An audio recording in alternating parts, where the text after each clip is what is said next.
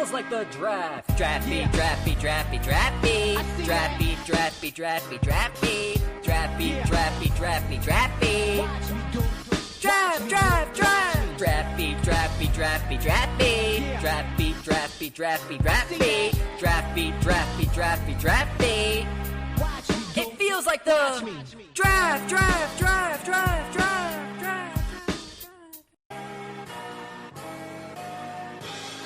It feels like Miami. Miami, Miami, Miami, Miami, Miami, Miami, Miami, Miami, Miami, Miami, Miami, Miami, Miami. It feels like Miami.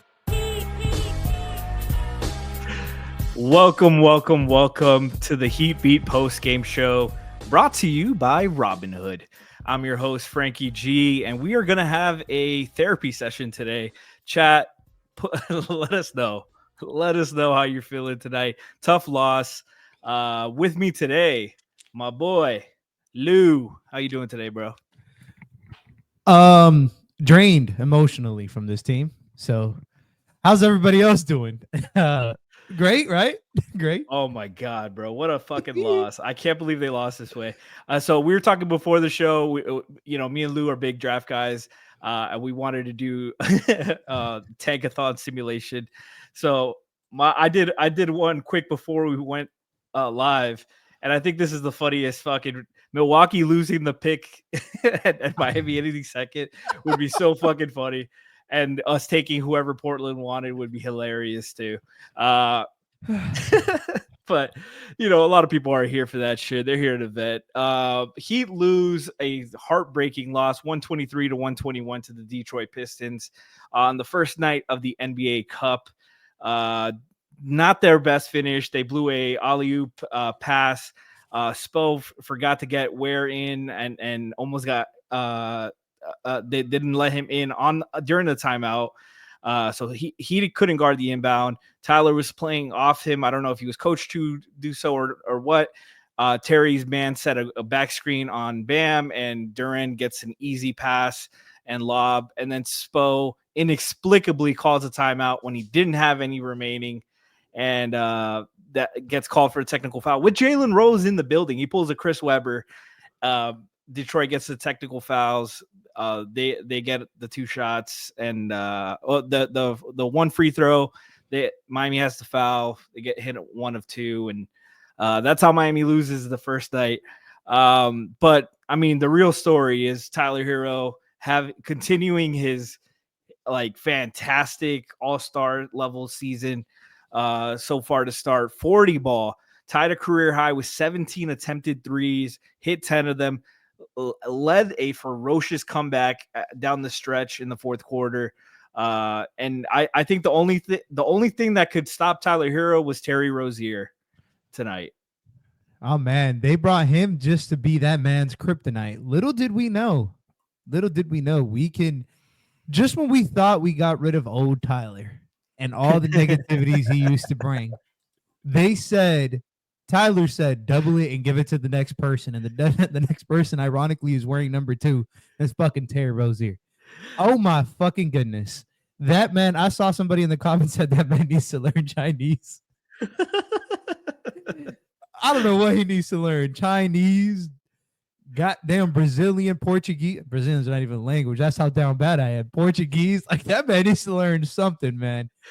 Off the team. Man, I'm sick of it. He just had some horrible stretches and stepped out of bounds twice today. Well, one of them made a 3 and stepped out of bounds right before. Just killed them. Defensively was a pressure point. 3 for 14 from the field. Didn't provide anything, any bit of resistance defensively at all. He was just a nightmare, bro. And I like your theory that Tyler watched Terry and he's like, man, his shot selection sucks. and that inspired him to play better. I love that. That's such a great conspiracy theory. He's like, man, we do play alike. This is awful. This is awful basketball. I'm gonna Tyler change. watched somebody play like him. He's like, holy fuck, that's what I look like. God damn, I need to change my fucking game. That's why And he got the haircut and everything. He's like, nah, fuck this shit. No, he revamped himself. He couldn't look at himself anymore. He couldn't stand himself in the mirror. Maybe that was worth the first round pick we traded for Terry Rozier, because God knows his value is not worth that fucking first round pick.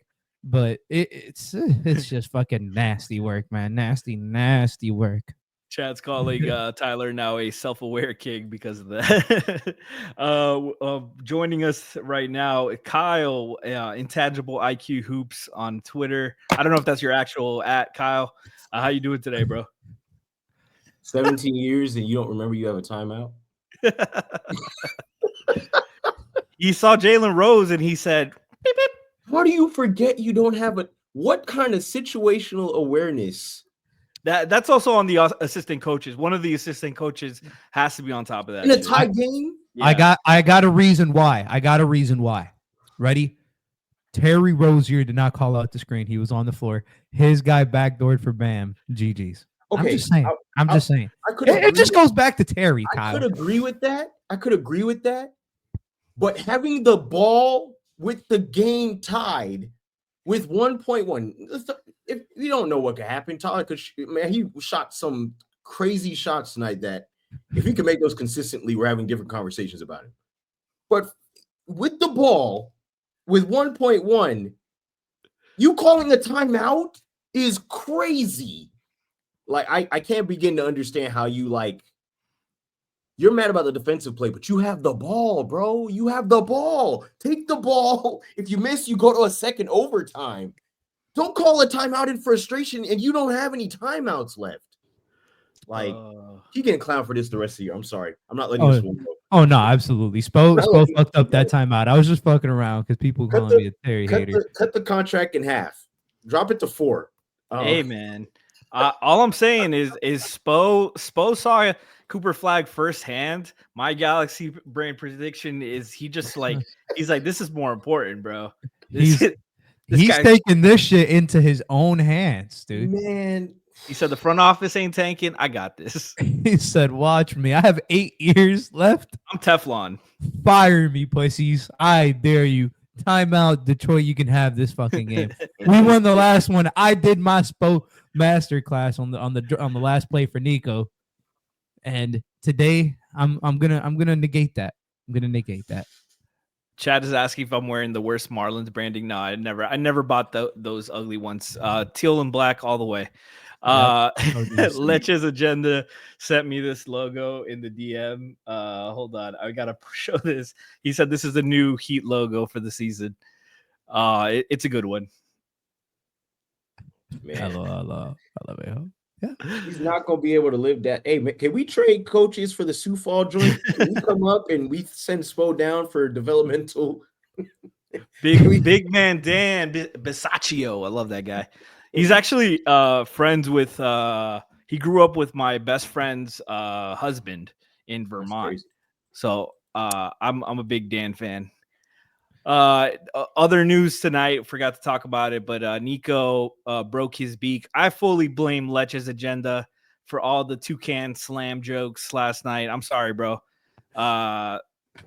There's no way that didn't come to bite you back. A shortened septum is the craziest thing I think I've ever heard on an injury report.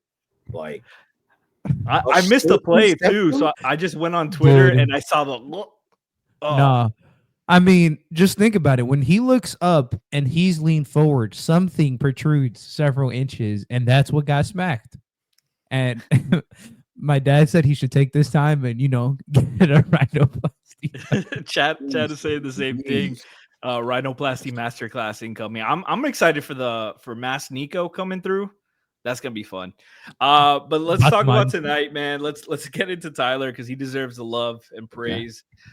40 points, 8 assists, only 1 turnover, 4 steals, 5 rebounds, 14 of 27 from the field, 10 of 17 from 3. I love the 17 out of 27 shots being threes.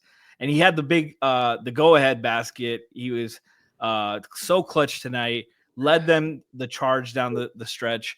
It hurts. I think if Spo ever took Terry out at some point, especially when the defensive subs, they win this game. But Tyler, let's give him some love. Let's shower him with some affection, because he's deserved criticism before, and he deserves just as much praise now with his performance. Lou, give Tyler some love, man.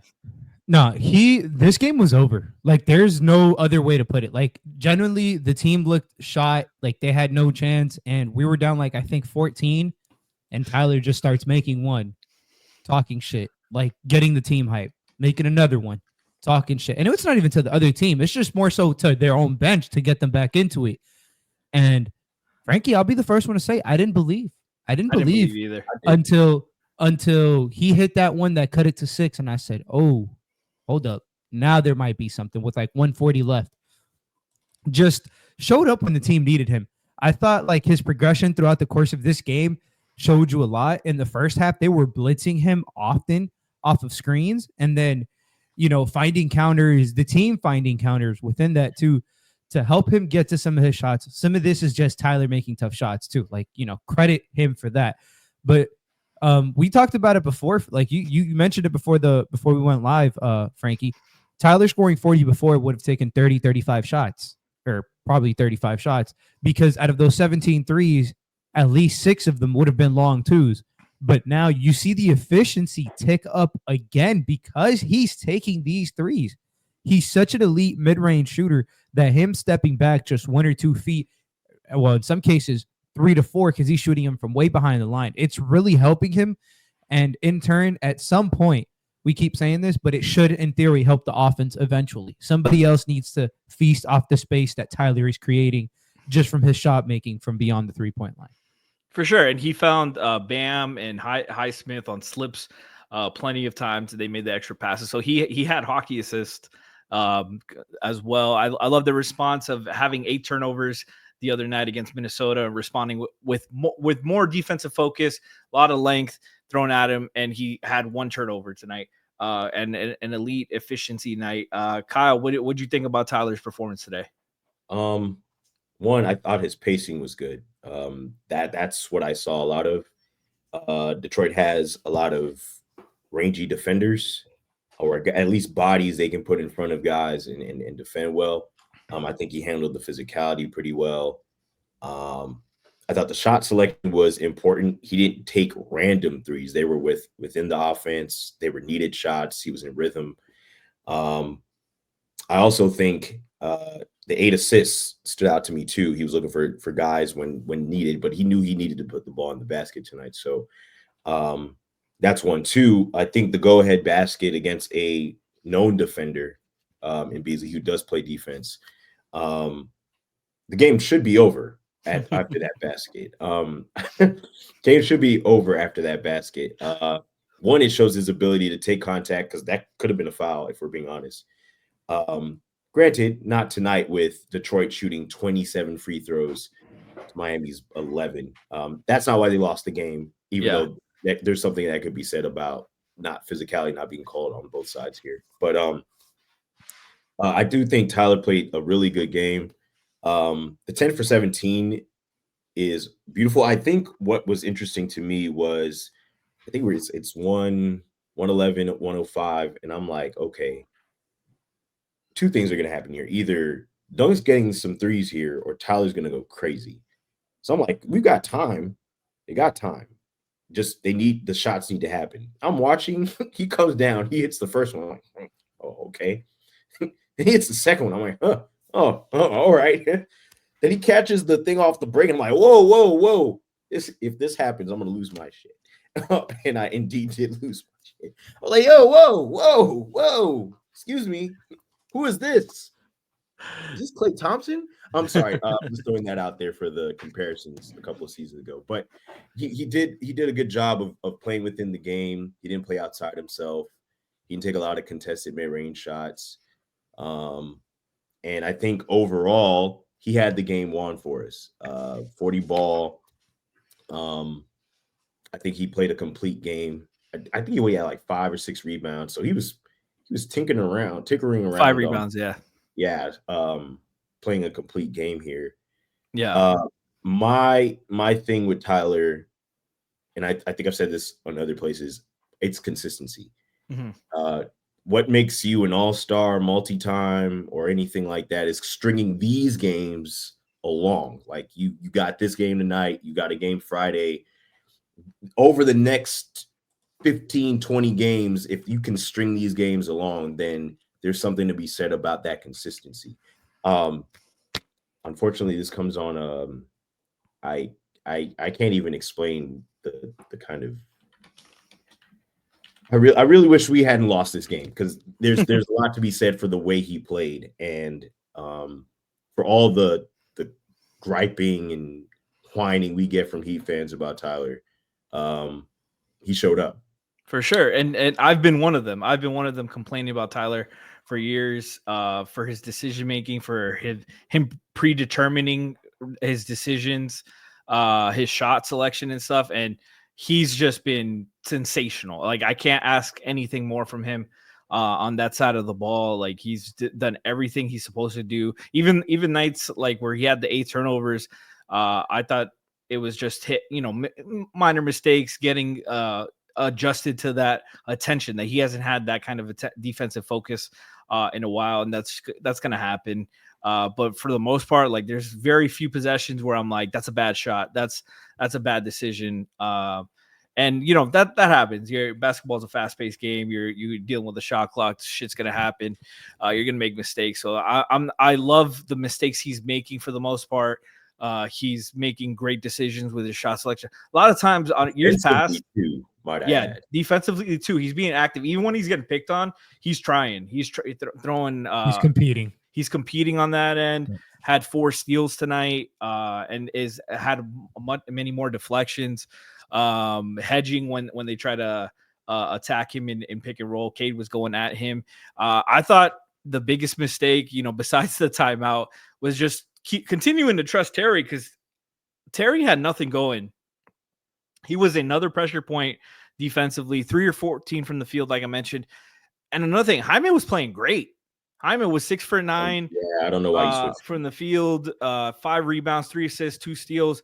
Played 25 minutes to Terry's 40, and there were times at the end of the fourth and in overtime where Spo had the timeouts, and instead of making a defensive sub, he would leave Terry and Tyler on the court, and like I'm fine with one of them, but both of them is asking the defense to make up a lot. And yeah, and like I mentioned even yesterday, Frankie, I said this was going to be the Jaime game. Like, this was going to be his ability to, get into some of the pockets that Jimmy did in the first matchup and really, really just thrived in that sense. And he was for the most part, like, he was keeping them afloat offensively during segments of the game that it was just really, really clunky. Mm-hmm. Just some of that size of that paint pressure.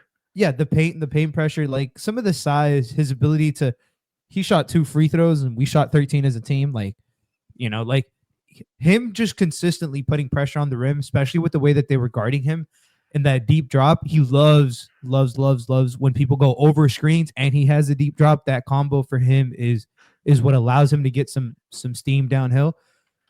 I don't get why Terry was playing these many minutes. Defensively, he was not, he wasn't doing anything defensively. Offensively, he's not doing anything either.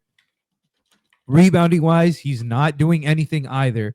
Like, he's just there. You get what I'm saying? And then they're bringing in Larson, which I applaud them for some defensive stops. But they're subbing out Duncan, who I'm not saying Duncan is a world-class defender. No. Far from it. But I'm saying he's at least bigger than Terry. He's 6'8", bigger than Terry. Like, it is what it is. It's just so tough. Because I thought the first half, Spo had a very good first half in terms of like adjusting some of his lineups, and in particular during that second quarter when the game was a little bit out of hand, that I was a real big fan of the Tyler, Larson, Duncan, Highsmith, Bam lineup. That 5-man unit, they won their minutes by 10.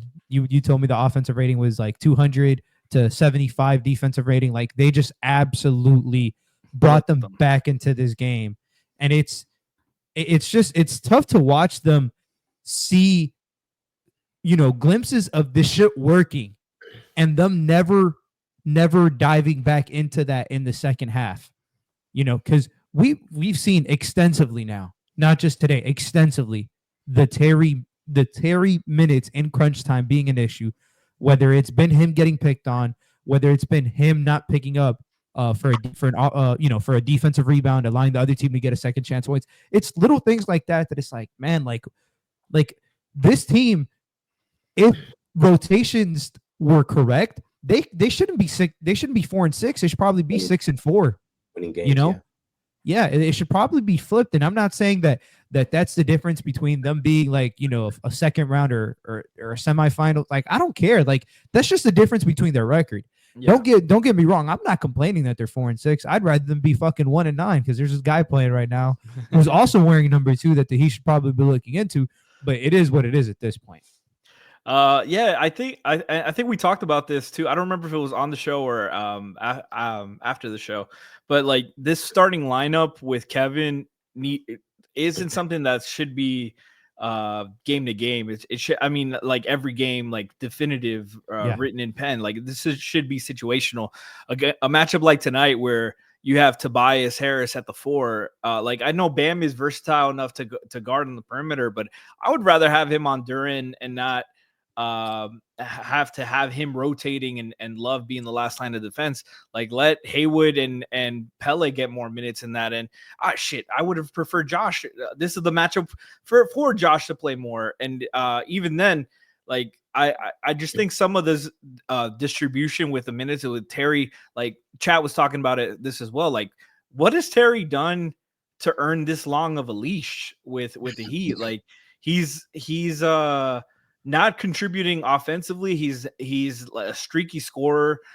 He's more of a volume scorer. He's missing at the rim. He's not creating offense for the team, not creating defense on the other end. Let's talk about Highsmith, man. What a fucking performance for him. Great game for that him. Strip of Cade at the end that led to Terry getting fouled. A lot of shots defended. He had 3 steals and a block. He was sensational defensively. Kyle, man, just like I love his defense, especially on a guy like Cade, who's like one of my favorite players to watch in the league. Like, and Highsmith gave him a lot of trouble tonight. The right underneath my name, there's something that says intangible IQ hoops. That if people want to know what I mean and what I'm trying to emphasize, it's a Highsmith game. He's playing defense. He's playing physically without fouling for the most part. He's making his matchup work for everything. Cade's a talented scorer. He's a big guard. And he's got, if I'm correct, Cade 6'8" and Haywood 6'5". But he made the entire night difficult for him.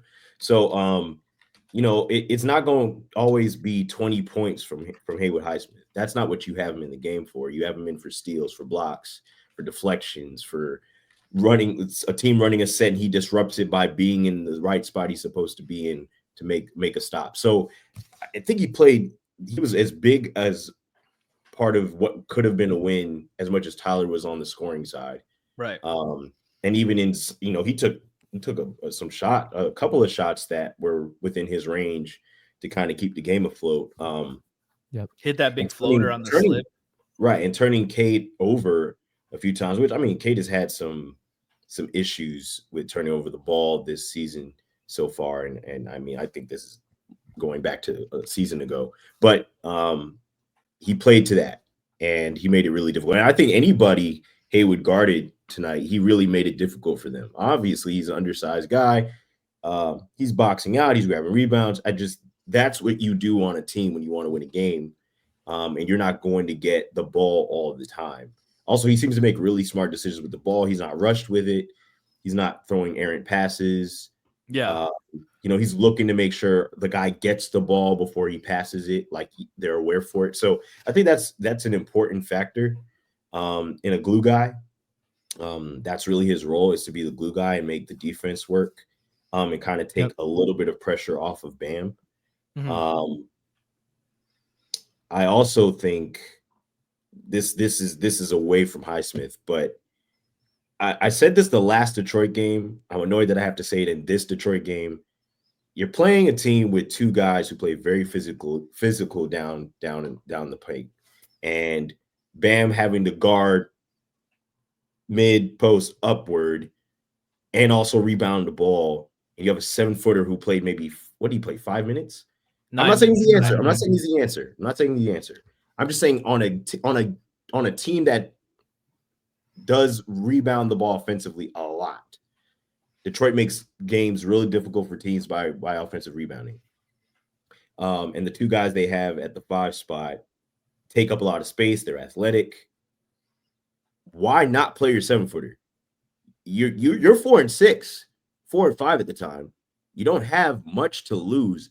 Put some size down there, so at the very least, if you're going to have Bam roaming, give him something at the basket as far as rebounding is concerned. That's the only thing I wanted Greer in for. If you're gonna play Highsmith, you're gonna play relatively small. In some minutes, in some spurts, put him out there and let him work for it. I mean, I don't see what else you can. Duren was, Bam did as much as he could with Duren. That's a strong dude. But a couple of plays, I'm thinking that lob, if Terry's not in and where is, that might be a stop.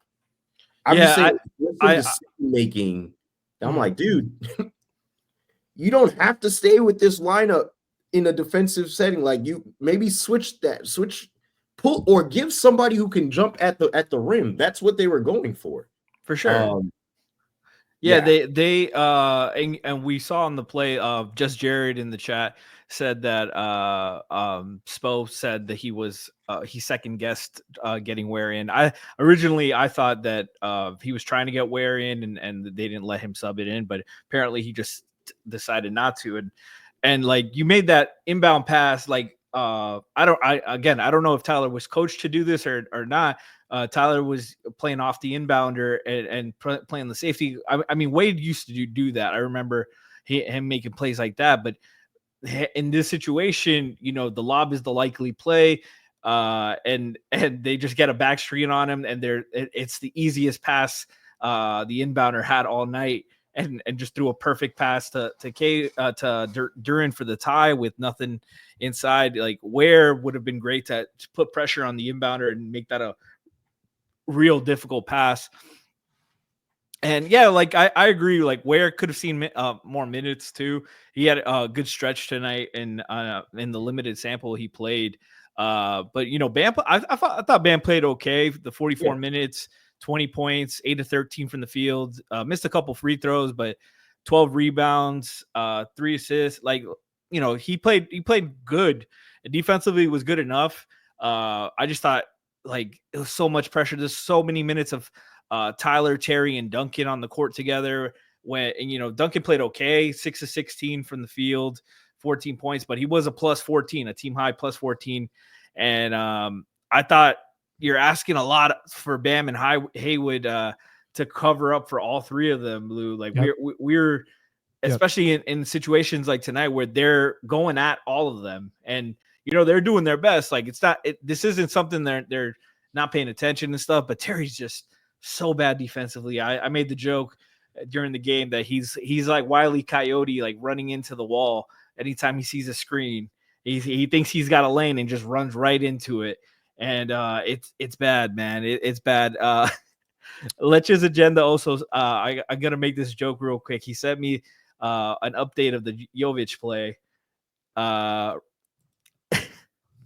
It's not working now. Here's the mask for Jovic. I hate it. For the podcast audience, it's the plague doctor. The plague doctor. Love Nico. If I could ask, granted, this game went the way that it went, but I do think on the other side of this, Jovic getting injured early also kind of changes the flow of the game a little bit too. For sure. Absolutely. He's not a defensive mastermind or anything, but he's got size he does some really good things with the ball as far as passing, playmaking, and he makes at least himself known on defense. He uses his size well. So a combination of that really kind of impacted how the game would go. I think after the other night, maybe, and we can, it's hard to go maybe this, maybe that, but I think maybe the lineup is a little bit different with Jovic on the floor versus maybe, and it's crazy if you think back to the last game, Terry made the screen for Jovic to get a free run straight to the rim, game winner. Tonight, I mean, I can't blame the guy. He's 6'1". He's not jumping with Durant. That's anybody who's like, oh yeah, he should have made a play at the ball. No, he just shouldn't have been there. Yeah, he just shouldn't have been there. Like realistically, like if we want to get real technical, they even have Drew Smith on the bench. Why is he not in? Why is he not in for the defensive? I would agree for with the that. And like the whole, like, I get the Ware thing is him getting subbed out. I understand in theory, I guess, but maybe personally, if you wanted Ware in the game, I would have just put Bam on the inbounder and let him get Cade. If Cade was the inbounder and moved Tyler elsewhere, I would have functioned in a different way. Basically towards where we would have just had some more. Ultimately, what caused them to fucking lose the game was them not having size on the floor at the end of the game. Like, point blank period, at least on the defensive end of the floor. Yeah. So their biggest weakness with size is obviously Terry. Tyler was so great offensively. You needed at least one kind of pressure point there. And it wasn't like Tyler was really. No, there was 1 second left. Like, yeah, exactly. You're not getting the ball back there. Just you go all defense there. Exactly. And Spo did this last game against Minnesota too. He kept them both in. There's no reason for it. No reason. Absolutely zero reason. You get your best defenders, the guys who can close out a game. It's, like you give, obviously what they've done until that point. It's great, whatever. It's all fine and dandy, but it's just, you go win the game, man. You don't play players because of contract, and especially in a fucking cup game. If this was a regular season game, which technically it's a regular season game, but if it didn't have the value of it being a cup game and you needing to win these, and them talking about that they're excited to go to Vegas, literally several guys today talking about that they want to win this so the young guys can get that extra $500K on their check because it means a whole lot to them. Spo, it needs to mean a whole lot to you, and it shouldn't just be, like you play to win the game. Exactly. Like it shouldn't just be you play him because he has a contract that says you got to play him. Yeah. Who the fuck gives a shit about contracts? When have they ever cared like that? They shouldn't. I'm sorry, Rodney Magruder was getting a lot of minutes before. And that's what I'm saying. And that's what I'm saying, Franky. And that's what I'm saying, Franky. The reason Spo started garnering his name as a coach was post LeBron, post Wade. He got into his bag as a coach. It did not matter who was on the team. Ego was not a thing. Contracts were not, granted, some of it was because the team was fucking horrible. But who cares? You have that same mentality. You don't have the mentality because we traded a first and we got rid of Kyle for Terry. We have to put him on the floor in certain scenarios. Who gives a shit? Like, generally, who gives a fuck? Yeah. To the Nico point, I thought this was going to be a great opportunity for him today. He came out literally first play. He got the ball, got a drive-by, got to the cup, finished over their center. I think it was Durant or Stewart. I can't remember at the time. But putting pressure on the rim, and then unfortunately gets down, gets hurt. Probably gave Larson some more minutes in that stint, and maybe Jaime. But it's unfortunate. I hope he's fine because the last thing is bad. If you're talking athletics, being able to breathe is that's a difficult. Yeah, and unfortunately, Tim Hardaway Jr. also suffered a serious injury. Had to be taken off on a wheelchair. Crazy. Hopefully the Dade County legend is okay, man. I do want to read this here. Thanks to Fez Butter in the chat for putting this in here.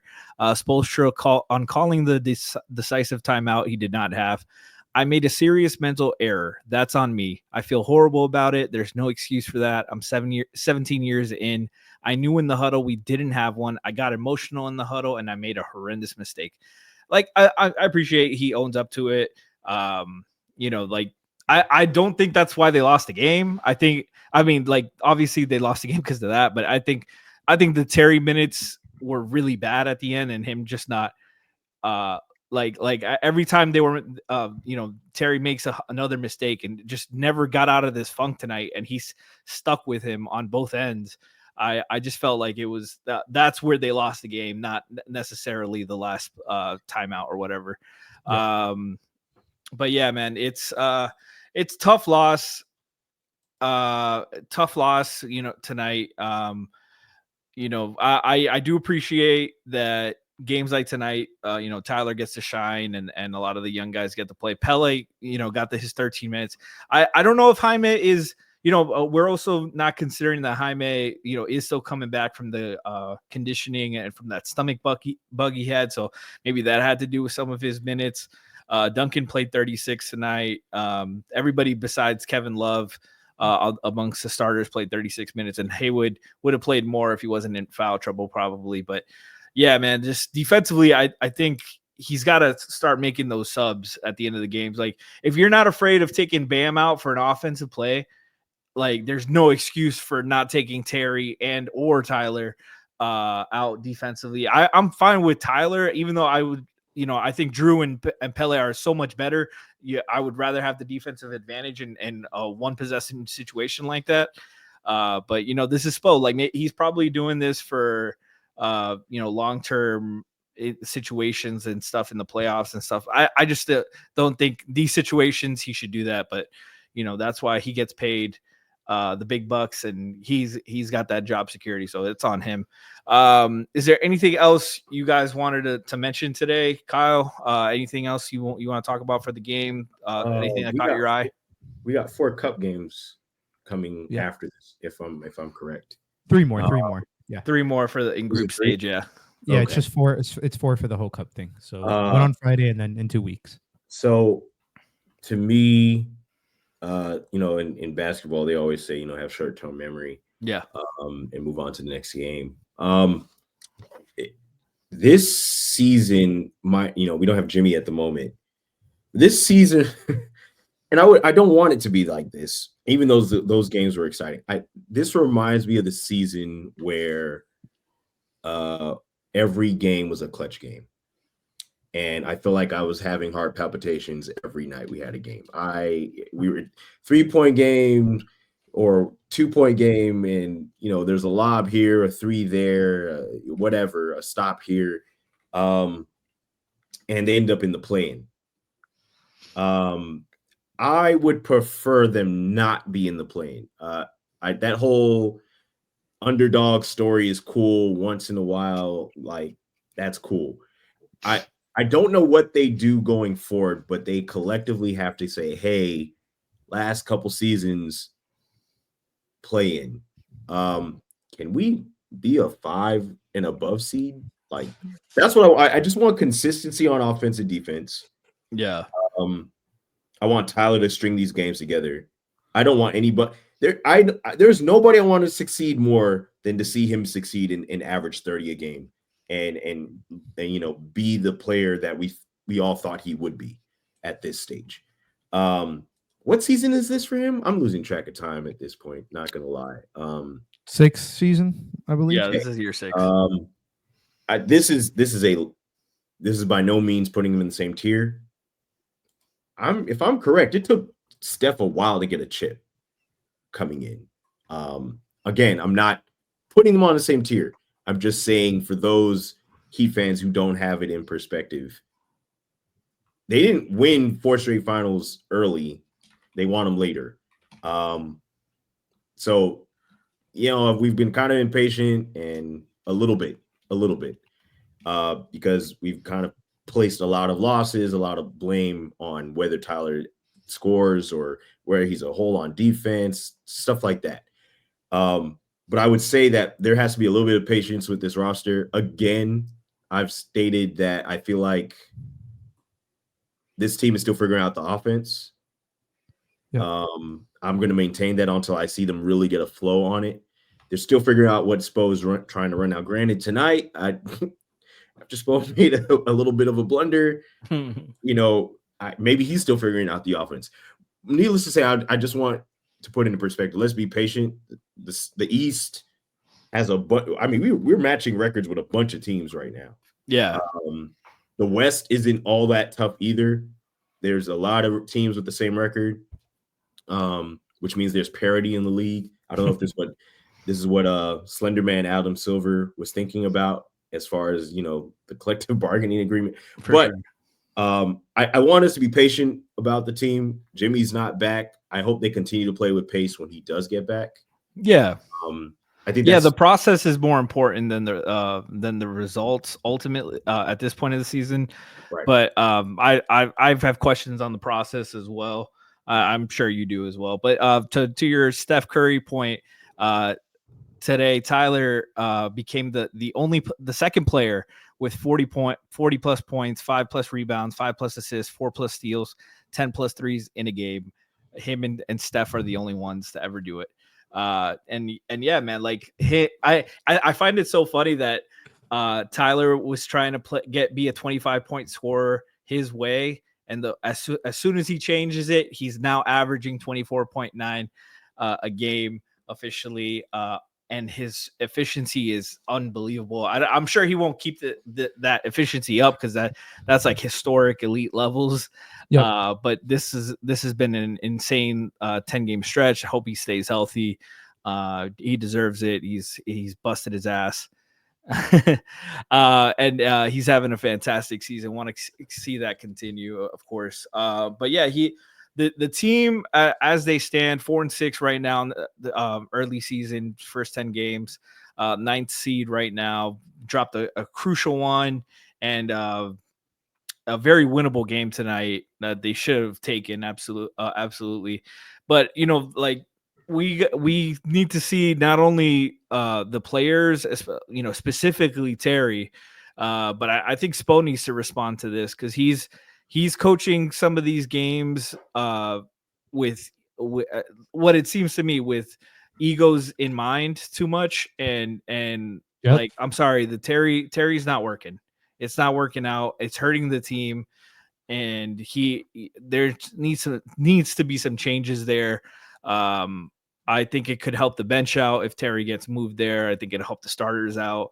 I think it'll help Terry out ultimately because he's still having some indecisiveness, in my opinion, of where to get his spots, where to get his shots. Mm-hmm. They don't play in a quick enough pace to have four guys who need 15 shots. So when it's easier when Jimmy's not here, but it's still an issue for Terry to find his. And we Bam had a decent game tonight, but Bam's still struggling to find his in the flow of the offense. So I think it'll set the roles, make the roles a little clearer there. And Lou, I know you're a fan of this as well. This opinion, I've seen most of Heat Twitter be on this side of moving Terry to the bench. I know you're big on Pele starting for him. If Jimmy's back, it's Highsmith. I think it's Highsmith too. It's got to be Highsmith. Mm-hmm. And like obviously the Pele thing is mostly a joke, semi-serious. It's only if the season really goes in a different direction. But if you're with this iteration of the team and what it seems like they're trying to do, which is compete, then you got to put Highsmith out there. It gives you the best chance to compete with the starters. Everybody just plays better, flows better into their own set. And yeah, like the whole Terry with the starters thing isn't working. So let him just build his confidence up with the second unit where he's not getting attacked as much or having to deal with as much talent. And if he's hot, you try to close out the game with him from time to time. But like you said, I think you said a bit best, Frankie. I don't he's trying not to hurt egos and not step on toes. That's not when Spo is at his best. Spo is at his best when he has free reign and he can do whatever the fuck he wants. Whether it be call a timeout when we didn't have one. But, shit comes with it sometimes. Yeah, and we asked for J Rich to not play. He only played 8 minutes tonight, so that was a win in that regard. The Nico injury, I definitely think affected that's some of his substitution patterns. I think Nico would have played a lot tonight and would have helped. I like this matchup for him. Like he doesn't have a lot of advantages because they have a lot of athletes and big bodies especially on the perimeter, but that's great for his development. Like these opportunities, we saw him play great against Minnesota. I think he would have had a good game today. Kyle, I'm interested in your perspective on Jaime and his game tonight. I thought he was playing really well. Team worth -13, but you're in there with a bad lineup, and that could ruin your numbers. But I thought he played well. I thought his shot looked good, and he was picking his spots real nice. What'd you think about him? I think he's starting to pick up where he left off last season. Again, he seems like a player who just needs rhythm and a little bit of pace to get to his spots. He's got great footwork. He used some of that tonight. I did want to see a little bit more minutes from him in crunch time. I think he played really well in spots. Also, while switching, I think that was the other part that really that stuck out to me was he was responsible on switching. So if they're going to set a screen, he's following the guy to that corner or down to the on the curl. But he made good decisions both offensively and defensively. Obviously, his conditioning is going to need to get back to where it would be had he not been sick. But I think if Jimmy's not going to be here for a little bit with the ankle, and you want to be at this juncture of Jimmy's career, you want to be careful with ankle injuries, any injuries really, and just make sure you protect the athlete as much as possible. You got to play Jaime a little bit more, who gives you similar shot diet, similar shots nearest to the basket, play to his strengths and everything. And of course, I mentioned that Nico pushes the ball, but so does Jaime on the break. He helps them get to their set a little bit faster on offense off the break. And he's another ball handler they can use. So I think he plays, he just needs to string some of these games. Again, I think it's another thing of consistency with some of these guys. And you can kind of see what your team is going to be overall. This is the time to tinker.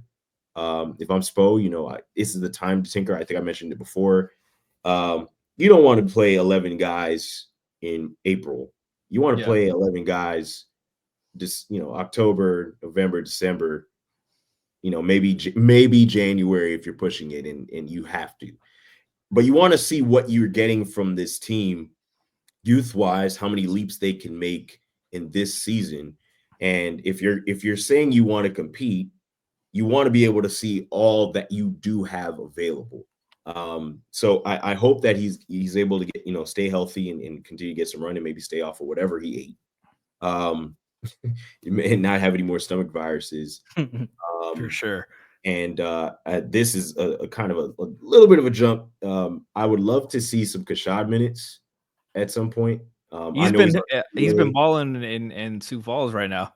Yeah, just from an athleticism perspective, if this team is going to play faster, I think he's responsible on defense. I'm not going to call him a lockdown defender yet. We haven't seen enough sample size for that. But athletically, with teams being athletic, I would love to see some, Kashad up a roster minutes and just to see, hey, what does this guy look like with this particular lineup? Spo likes to play small. How does this look? You're playing a Highsmith. How does it look if you have a Highsmith and Kashad out on the wings, right? Just some tinkering if you're going to do this, especially while Jimmy is out. Now is the time to do it. So I'd like to see the young guys get some burn. And maybe I think Lube has mentioned it a few times, like let the young guys play and see what you have. Yep. A lot of these old guys are going to be needed down the line. Get this thing running, man. For sure. I agree. Chad is saying Jaime ate a little too authentic in Mexico and that they wish we would have left Terry in Mexico. That's hilarious. I agree, especially if Nico's going to miss time. Like, it'd be nice to have a power forward with some size. You can play him with Kalel. He's got experience there. You can play him with Love as well. To give him some size and athleticism on that end.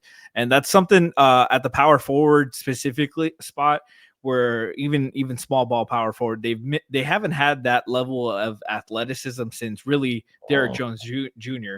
At that spot with somebody who's 6'6", 6'7" and above. with the size to and versatility to switch and legitimately guard 1 through 5 in pockets. And yeah, him and Hayward. Imagine having him on the defensive floor instead of fucking Terry Rozier on the lob here.